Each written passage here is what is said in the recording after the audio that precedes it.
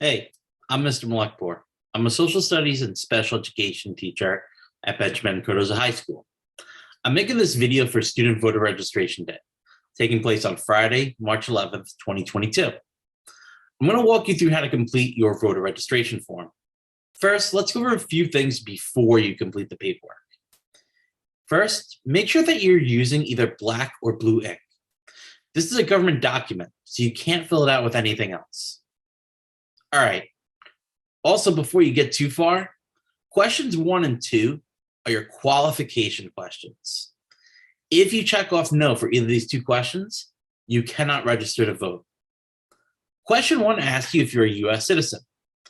Let me put on my U.S. history hat for a moment and remind you that according to the 14th Amendment, you are a citizen if you were either born in the United States or if you completed a naturalization process. Permanent residents, green card holders, and undocumented folks, this may disqualify you for now. So please do not fill this out if you are not a citizen. It's against the law to register to vote illegally. The second question asks you about your age. There's 2 boxes that you can check that will let you continue this process. First, you'll be asked if you're 18 years or older. If you are, you'll be registered to vote as soon as the paperwork processes. If not, check out the box that asks if you're 16 or 17. If you're not 16 or 17, you cannot check this off, and you have to wait until then to complete this paperwork. Okay, so now let's move on to the next questions. This is mostly pretty straightforward. Question 3 is going to ask you for your first name, your last name, and your middle initial. So for example, if I were Benjamin N. Cardozo, I would write my name this way. Next up is some additional information. You do have to give your date of birth for question 4. However, questions 5, 6, and 7 are optional. So if you don't want to add that information, you do not have to provide it. For question 8, you're going to include the address where you live. Put your home address down. Don't use a P.O. box. If a P.O. box is where you get mail, you can put that for question number 9. Also keep in mind, if you're currently experiencing homelessness and there's somewhere where you're able to get mail, you can place that down as your address. Of course, be sure that you're in communication with whoever is living there. If you have any further questions about this aspect, you can discuss that with your teacher. For the part that says New York State County under the address, New York's counties are each coextensive with New York City's 5 boroughs. So if you live in Manhattan, write New York County. If you live in Brooklyn, you're going to put Kings County. If you live in the Bronx, you're going to put Bronx County. If you live in Staten Island, you're going to put Richmond County. And if you live in Queens, then you're going to put down Queens County. For questions 10 and 11, you're just going to check off that you have not voted for. You haven't, unless you're 18 or older and already registered to vote in New York, in which case, what are you doing? Question 12 also asks you if your voter information has changed. You can skip this part too.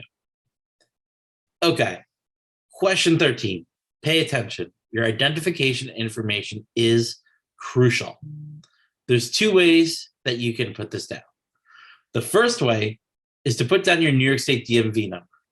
It's on your state ID, your permit, driver's license, doesn't matter which one of these you have. It's a number on the top. You'll see it says ID next to it. If you don't have one of those, then you can put down the last 4 digits of your social security number instead. Only fill out one of these on question number 13. Do not put both. For question number 14, you're going to select your political party.